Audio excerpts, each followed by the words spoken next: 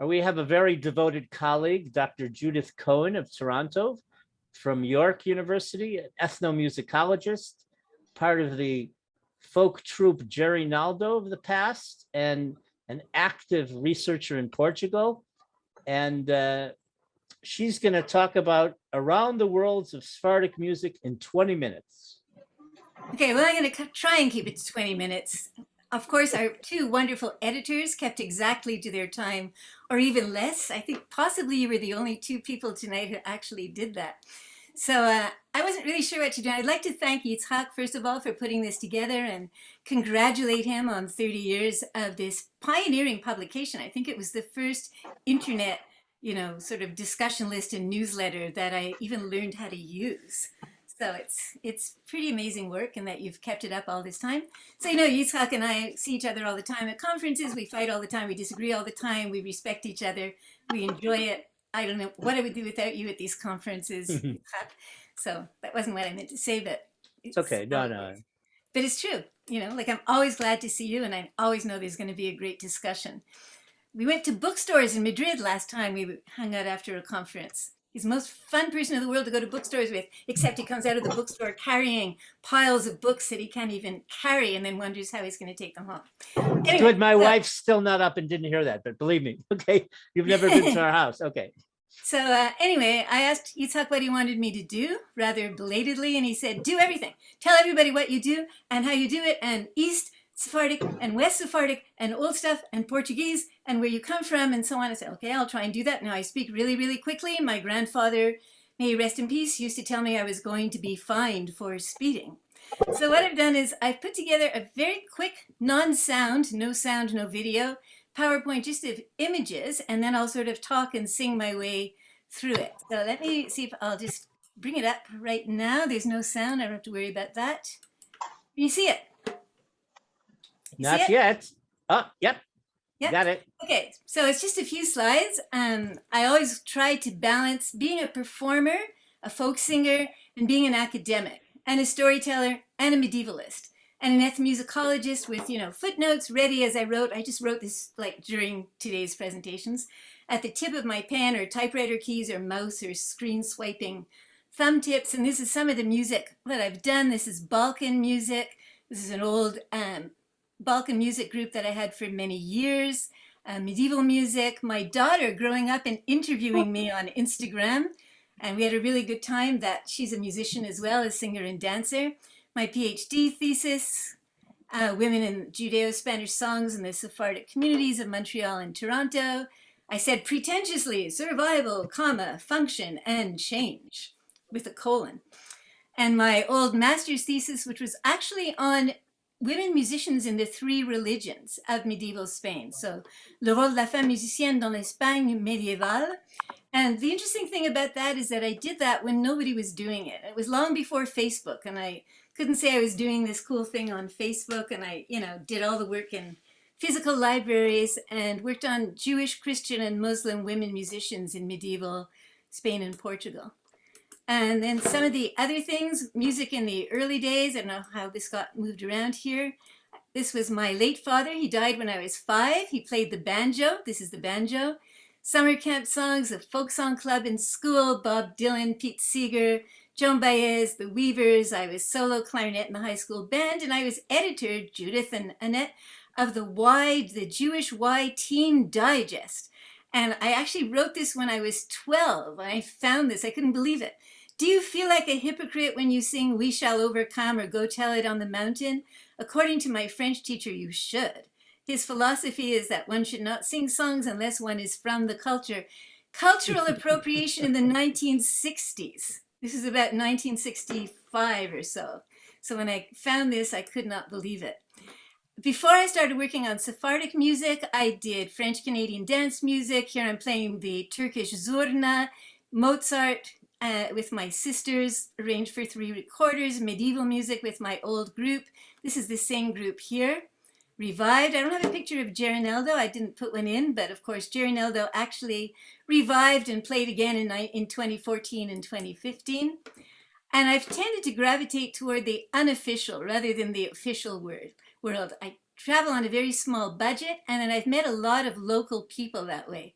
So when I'm doing field work, I very seldom actually go to town hall and introduce myself. I usually just go and hang out and talk to women sitting on a bench in the sun, or whoever happens to be at the local bar if it's bad weather. Here, if you follow the blue arrow, that's me in the middle recording Galician fisherwomen. And they were singing this old Galician song about going to Canada. Eu vou Canadá, Canadá, eu vou Canadá para ver uma nena. And here is being rescued by a Muslim family in Sarajevo from a difficult situation, and recording the dancers of St. John, San João in Portugal, and meeting the great Esma Rejepova, recording Galician singers, and so on. And then finally, I did get to Sephardic music, and the way I got to it was really odd. I'd done medieval music, I'd done Balkan music, I'd been to Morocco, I'd been to Turkey, I'd lived in Spain and taught French, and just got to Turkey, 1972, almost 50 years ago, and I walked into the bazaar and someone said shalom. I said, shalom? Who says shalom in Turkey? Why are you saying shalom? Are you Jewish? I had no idea. I had no clue. I was just an insouciant hippie. And he said, do you speak Spanish? And I said, yeah, I do. I just learned it. And he started speaking to me in Spanish that I could understand, but it seemed kind of strange. And he said, you know what? Come to dinner with me and my wife tonight, and our kids will invite a few people over, and you'll find out why we say shalom and why we speak Spanish in Turkey. And that's actually was my introduction to Sephardic music. So I know Rachel is here. I don't know if you're still watching, Rachel, but here you are at the Ladino Comunità bus in Turkey. It's one of my favorite pictures. This is a long time ago, 1992, the 500-year anniversary of 1492. Here's Flore Jagoda in Turkey, Karen Sarhon Gerson from Los Pájaros Sefardis, Izet Bana, whom you just saw directing the children's choir, and my daughter when she was just 6 and was singing with me there. I had oud lessons in Montreal with the great Sephardic Moroccan singer Samuel Maghribi, Samuel Amzlag. Here's Jerry Neldo in our early days. Some of the women in Montreal and other places who sang for me. This was actually the Sephardic Bingo Club of Montreal. And they would sit there, and it was really funny because I remember once they sang the ballad of Diego Leon. So it goes, en la ciudad de Toledo, en la ciudad de Granada, ahí se ha criado un mancebo que Diego León se llama, él era alto de, and it goes on and on. But what happened is that they got very excited with the bingo, and they were shouting in both French and Hakatiya things like, B79, j'ai gagné, gagnado, or B69, Brigitte Bardot. And then as they got excited by the bingo, they would sing the Sephardic romance, the narrative ballad, faster and faster. And when I actually checked the pitch and the speed on the recording, they had gone up in pitch, and they were singing it sort of like, él era alto de cuerpo, morenito de la cara.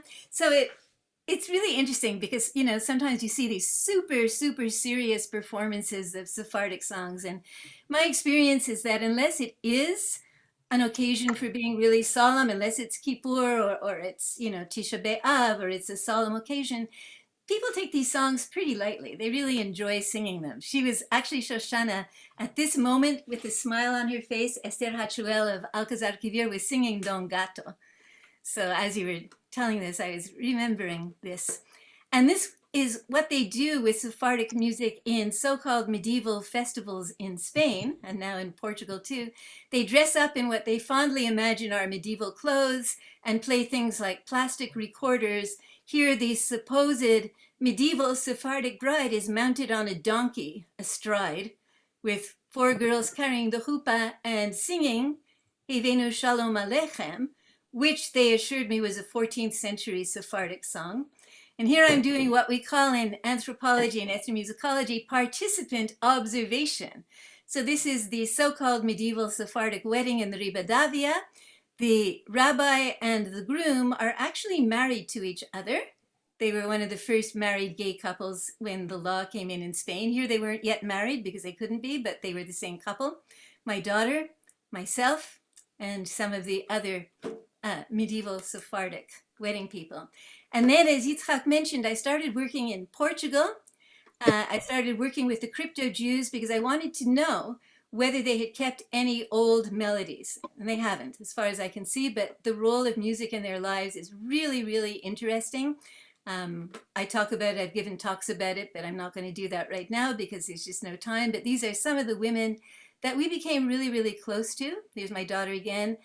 These women have all passed away. Unfortunately, this house isn't even there anymore. In that film Sefarad from Oporto, they had to do it in other houses because the old houses are gone. So I was just lucky. I just got in on this field work in the 90s when these women were still alive, and they were really the last generation of the old prayer women. Here I am making phone calls in the phone booth in the era before cell phones to set up all my interviews. The so-called gypsies, the Ciganos, who lived next door to the crypto Jews, and another Roma, or so-called Gypsy Tsigan from Bulgaria, whom I ended up very good friends with, at the so-called Fairy Festival in Washington, D.C. I went to document a medieval festival in Teruel and ended up being co-opted into performing at it. And here in Morocco, I'm actually sharing the stage with a Moroccan Muslim women's ensemble not very long ago, and we stayed very close friends. So it's all been very exciting. Shoshana, do you know why I'm in a picture here with a cow in Larache, Morocco? I think of all the people in this room, only Shoshana would know. What? I didn't understand what you said. Do you know why I'm standing in this picture with a cow in Larache? Probably some festival, no? No. Shoshana, here's a hint. There's a song in the National Sound Archives. Ya traemos a la vaca. So I asked my Muslim friends in Morocco if this was a Moroccan custom to dress up the cow, you know, and if the Jews had just done the same custom as the Muslims. And his answer was, at 11 o'clock tomorrow morning, take your video camera and go to the corner of such and such and such and such, and you will have the answer to your question. And indeed, I filmed the entire dressing up and slaughtering of the cow and went to the banquet. And then for the past several years, I've been following up by the editor of the Alan Lomax recordings in Spain. So here's doing a lot of field work, 1952, 2012, he's the grandson of this man. This is the daughter of this woman. This is the same man here and here and here with Alan Lomax, with Pete Seeger, and with some of the other people he recorded. So I just wanted to give you a kind of overview of the kind of things that I've been doing. So as Yitzhak asked me, let's see. So going from the East and the West, Shoshana already gave us a very, very good sampling of all kinds of things, but I'll just sort of add on to them a bit. So in Ladino songs, I'm going to say Ladino. I mean, you can say Judeo-Spanish. In Morocco, it's Haketia, and you can say Judesmo, and you can say Judeo and Spaniel, and so on. But the Autoridad Nacional del Ladino y su Cultura is saying Ladino now, so I'll just say Ladino, make life easy. In Morocco, they sometimes end up saying either Haketia, which is traditional, but sometimes they'll even say Moroccan Ladino, which is kind of a contradiction in terms, but, you know, people adjust. What can you do? So in the wedding songs, I wanted to play this beautiful Moroccan drum, which is hand-painted with henna, but it's so humid in my house and I have no air conditioning that it's not really playing. So I'm going to play a Turkish drum that I actually bought in Istanbul years ago. So what you have is all these rhythms that you were talking about, Shoshana. And I did Balkan singing and Balkan dancing long before I did Sephardic music. So I sort of had these rhythms in, you know, in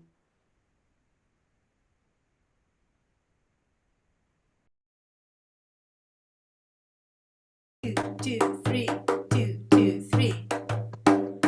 And a very well-known song, which is actually from a Turkish song, but if you're Greek, it's from a Greek song, and if you're Armenian, it's from an Armenian song. It all depends who you talk to, but most commonly people say it's from a Turkish or a Greek song. La comida la mañana, la tarde la traigo atrás. La comida la mañana, la tarde la traigo atrás. Que lo sepa la mi madre que yo quiero desposar. So it's actually a Black Sea dance song. It's a dance tune from the Black Sea, and at some point, maybe about 100 years ago, Jews put Ladino words to it. and the tune itself actually hasn't changed. And usually it's sung a lot faster. My Black Sea Kamenge needs new strings. I'm going to blame everything on COVID. My oud string is broken. I couldn't replace it. My Black Sea Kamenge has broken strings. COVID. It's all COVID. I'm just going to blame it all on COVID. Now, what I do is I take a medieval viol and I make it sound as much as possible like a Black Sea Kamenge, and then I do the same song on that.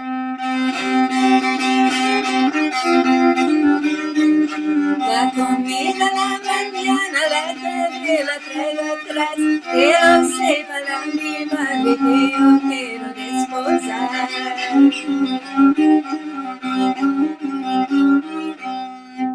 And so on. I won't go on for too long because I want to use up too much time. And then you can also do 7 backwards. You can do, instead of 2, 2, 3, you can do 3, 2, 2. Usually that is slower. 3, 2, 2, 3. And they don't use it that much. There's an old ballad, an old narrative ballad, a romance, about there's everybody in the ballad story but Jews. But Jews are the ones who have actually kept this ballad going. So there's Moors and there's Christians and there's the Moorish queen and her daughter and the slave girl's daughter, and they turned out to be sisters because the slave girl was really the Moorish queen's sister, and so on and so forth. But a Bosnian version of this ballad is actually sung in this slow 7. Moricos los mis moricos, los que para Francia iban, ya se llevan una esclava y al rey se la traían. So the story is very, very, very old. One of the Moroccan versions has a totally different tune. La reina sherifa mora, I can see Shoshana singing with me. Sorry, couldn't resist that. It's so much fun. And then they don't usually, the Sephardim that I know, at least, and Shoshana, you can tell me if I'm wrong, but the only other rhythm I've heard them use a lot in the Balkans is 9/8. So I haven't heard them do like 11. I haven't heard any Sephardic songs in 11. 1, 2, 1, 2, 1, 2, 3, 1, 2, 1, 2, 2, 2, 3, 2, 2, 2, 2, 3. Sednale sa doidinite mo madoine. Sednale sa doidinite. Or, the complicated 18s like 7 plus 11. Yave malai movelele popoleka orobodiyo, and so on. But I have heard them do 9 a lot, which in Turkey, of course, is kashlama, and in the Balkans is devet torka, which devet just means 9. So you'll get 1, 2, 1, 2, 1, 2, 1, 2, 3, 2, 2, 2, 3, 2, 2, 2, 3. 2, 2, 2, 3. And this is actually, Shoshana, your first article that I read, since I have you right here. I was just starting my dissertation and I went to the library and I picked up Orbis Musicae, the old Israeli journal. And there is this article by someone called Shoshana Vaishachak on Sephardic wedding songs of the Balkans. And I went, what? Jackpot! Where's this article been all my life? And I photocopied it and took it home and memorized the whole article. And then I met you. I was so excited. So this is one of the songs that you transcribed. Estas casas tan hermosas, estas casas tan hermosas, para que bailen las novias, para bodas las mis señoras, esta y otra. So I'm going to tell you 2 funny things about this. When I performed this in Israel once, you came up to me and you said to me very nicely, because you're nice, you said to me very nicely, you shouldn't do those complicated rhythms. You should make it simple. So right now I kept it simple. And what I really wanted to do is something like, estas casas tan hermosas, estas casas tan hermosas. But since back then in like around, 1988 or something, you said to me, I think you should keep it simple. I did. But you wrote down in the journal article, la la la la la la la la la la la la la la. So when I was interviewing some women in Paris in '91, I said, do you sing words to that la la la la la part? And anyone who understands Spanish, I am not going to translate this. I'm going to sing it. If you understand Spanish, you'll get it. If you don't, sorry. La señora Rigoleta se espanó en la camareta, a Rocco que se la meta por clarina adelante. And so they'll go on and they'll do like a kitka, a bouquet of wedding songs. They won't just do one wedding song. The tañedera, the lead singer, will start another one and everybody will come in and they'll do the same thing in Morocco. In Morocco, they'll usually use some kind of drum with jingles on it. Sometimes they'll even have the drum with jingles and no skin, the sonaja as they call it, because it's really the happy sound they want. It's not that they're going to go to a drum maker and get the absolute best quality $300 drum with a fish skin and so on. No, they're going to get a drum that they can use to make the bride happy. And they'll just keep going. They usually use the same rhythm right the way through and they just keep going. And the Moroccans do what I think of as a kind of kosher belly dance, All the clothes stay on, Yare lumbre, yare lumbre, yare lumbre su mazale, como el sol y cuando sale, yare lumbre su mazale. They'll go on, the rhythm will keep going, and maybe they'll sing, Dale cenar al desposado, dale cenar que no ha cenado, dale cenar al desposado, dale cenar sopa de nabo. Y esta palomita, hermano, atar, como la supitis enamorar, como vos la diera su señor padre, andando y añadiendo en el ashware, and so on. And sometimes they'll take the tune from another song, from a song in Hakitia or Spanish, because really the ballads are not really in Hakitia. The actual ballads are in a kind of standard Spanish with a Moroccan pronunciation and some archaic elements. But sometimes they'll take the tune of one of those and they'll use it for the synagogue. They'll use it for a Hebrew chant. And then they'll usually make it a little bit slower or a little bit more serious. So you can have the Ballad of the Adulteress, Rosa blanca, rosa blanca, rosa blanca y nuevo amor, quien te me diera esta noche, 3 horas en mi temor, Eshet nerurin hamuda, miturdo de mutitda. And so you sort of take it and you slow it down a little bit, you make it a little bit more solemn, and it lifts the melody into another realm. This is Jewish practice all through Judaism. It's not just Sephardic, it's not just Ashkenazi, it's not just Jewish for that matter, it goes way back. And I'm just going to end by telling you a little bit about the crypto-Jews. They don't have the hidden Jews of Portugal. I interviewed a lot of them over 25 years. I mean, I still go back there when it's not the pandemic. And I interviewed, I think, really the last generation of the old prayer women, and they didn't have any tunes that were any different from the Portuguese people around them, and they didn't usually sing their prayers anyway. They usually recited them. So even the old ballads, and they were always ballads of danger and redemption. Daniel gets out of the lion's den. Jonah gets out of the belly of the whale. Isaac isn't sacrificed, So, but they recite them. They don't sing them, and they recite them as prayers. And then the few tunes that they do have that are different from other people, from Christians, from non-Jews in Portugal, are just local tunes. I mean, for example, in Belmonte, they use a tune that's from the other side of Portugal for the song about cutting the waters at Passover. But it's not an old song. It's like a late 19th century tune. It's dun da da dum dum ba dum bum bum ba dum bum. Dun dun dun dun dun dun dun dun dun dun dun dun. It's not, ancient or anything like that. So whatever tunes they had, presumably my conclusion has been over the years that it would have been much too dangerous for them to sing different melodies. And so bit by bit, at first they did, and then many of them got caught by the Inquisition and so on. And bit by bit, they just dropped singing different melodies. And sometimes they sing the same songs as their neighbors, but they give them another meaning. They give them a kind of coded meaning. But I'll just close with one song. Let's see. This is an aduf. It's sewn together. I don't know if you can see this, but it's actually sewn together by hand. So you have women in one village who staple them now, and they say to the women who still sew them, oh, you're such losers, you know, you hurt your fingertips doing this difficult work. And then the ones who sew them say, you're such losers, you leave the tradition of our mothers and our grandmothers and just use those stupid staplers. And they argue with each other all the time. Gee, they may as well be Jewish, what can I tell you?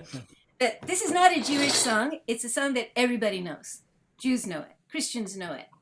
I'll say gypsies, even though we don't say gypsies anymore, ciganos, but they don't call themselves Roma, so I won't say Roma. They sing it, they all know it. So it's just a song about the baker's daughter who's too beautiful to be wasting her time kneading the dough for the bread. You know? But this is the traditional way they sing it. The Jews that I know don't play the aduf. They say it's a thing of the goyush, of the Christians. They associate it with them. But back in the day, they did. You know, in the 14th century, there's illustrations of Miriam crossing the Red Sea and playing a square drum. So, you know, they did, but they've come to associate it now, to dissociate themselves in their minds. Oh, que lindos olhos tem a padeirinha, oh, que lindos olhos tem a padeirinha, são empregados andar a farinha, são empregados andar a farinha, andar a farinha, andar ao calore, oh, que lindos olhos tem meu amore. And it was actually really funny because one night in Belmonte, there was actually a Seder, a modern Seder, not an old school Seder, a modern Seder with a visiting rabbi and a Moroccan Sephardic woman who had married into the community. So it was at her house. It was kind of a mixture, and her parents were there from Morocco, from Larache. And I asked the rabbi if we could at least play percussion instruments. And he said, yeah, you can play percussion instruments, just not string instruments. So I picked up an aduf, and people were banging on the table and picking up whatever they had at hand, and we sang that song. And I just thought it was really funny to be sitting around a table eating matzah and singing about the baker's daughter who is too beautiful to be wasting her time kneading the dough to bake the bread. You know? So that's kind of like my really rapid tour, but I give a fair amount of talks on Zoom, as everybody else does, I'm sure, so you can check with me and see if you want to check any of them out, and that's about it, I guess. I mean, I can go on, but I won't. I have a question. Yeah. Sorry, I always have a question. Do you know any song that has also Yiddish and also Ladino? Well, it's really funny that you say that, because I don't know any tunes that are the same. But I actually have published a paper recently at the International Ballad Conference proceedings from 2017, and it came out about a year ago, on shared themes between Yiddish and Sephardic narrative ballads. But they're shared idea themes. They're not shared music, and the ballads aren't the same. So, you know, it might be fear of one's daughter converting out of Judaism. So if you're in a Yiddish situation, Ashkenazi situation, she's going to convert to Christianity. If you're living in Turkey, she's going to convert to Islam. But there are ballads about this, about mothers who are anguished because their daughters have converted. There's songs that are pan-European, as Shoshana knows better than I do, that are pan-European ballads. You know, the husband's return. He comes back after 7 years. She doesn't recognize him. He tells her that her husband's died and he's going to marry her instead. And she's, oh, no, I'll be faithful to my husband. He says, I'm your husband. So that exists in just about every European culture, including Ashkenazi, including Sephardic, but also including German and Spanish and Portuguese and Italian and so on. And the adultery ballad also exists in Yiddish and in Ladino and in all these other European ballads. But there's no one song that's the same. And there's certainly no tunes that I've ever found out, except, well, what happens when an Ashkenazi, like the Rappaport family and the Horowitz family, that they were mixed? Well, you know, interesting things happen. There's a klezmer recording from Istanbul from 1912 from Ashkenazi Jews who were there. But I mean, if they're mixed, they learn each other's songs. But I haven't heard any songs that are actually the same, except those shared themes. And there's, of course, the great song, you know, the Turkish song Üsküdar'a Giderken, which exists in 20 million languages, Üsküdar'a giderken aldı da bir yağmur, katibimi seterezi yüzün. So you have in Ladino, Selanik, we have a lot of verses, but among them, Selanik entero, yo lo camini, como ti mi linda dama, enda non topi, and so on. And it exists in Greek and it exists in, several different languages, but then it traveled up probably through, the north of Turkey into Bulgaria and eventually up through Ukraine. And it ended up as a klezmer tune with the wonderful title, Der Turk in America. So it's actually called The Turk in America. And it was popularized about 30 years ago by the great klezmer musician Andy Statman. And I horrified him by playing it on, I used to be a clarinetist in my long ago youth, but I don't play clarinet anymore. So I horrified him by playing it on the medieval recorder. And so this is Der Turk in America based on that Üsküdar song, but having traveled up into Ashkenazi land.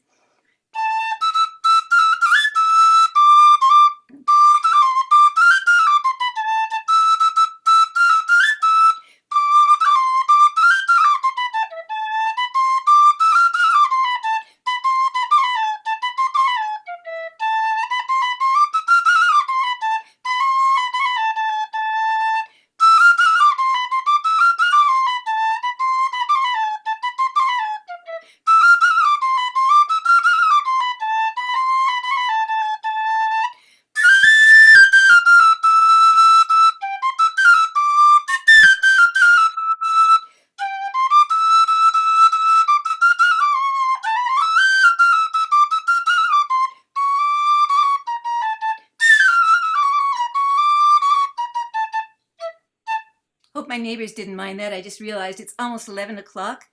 And, here I am playing medieval Okay. recorder. All right, Judith, thank you very much. I was surprised that you were with Pete Seeger. And on the same note, I couldn't get Carlos Santana from a crypto-Jewish background interested in all sorts of stuff that we do. And also even Neil Sedaka, Sephardi from Right. Turk. I can't get him on board either. But thank you very much.